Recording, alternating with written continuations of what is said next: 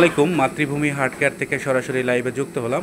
এই মুহূর্তে আপনারা দেখতে পাচ্ছেন ইসিপি মেশিনের সাহায্যে ন্যাচারালি হার্টে চিকিৎসা চলছে।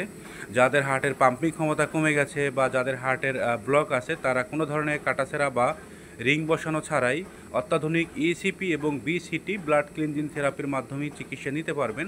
কোনো ধরনের ব্যথা কষ্ট নাই। প্রতিদিন 1 ঘন্টা করে 35 ঘন্টার একটা সেশন কমপ্লিট করলে আলহামদুলিল্লাহ আপনাদের হার্টের ন্যাচারালি চিকিৎসা হয়ে যাবে। যাদের হার্টের ইএফ কম আছে তাদের হার্টের কার্যক্ষমতা বৃদ্ধি পাবে।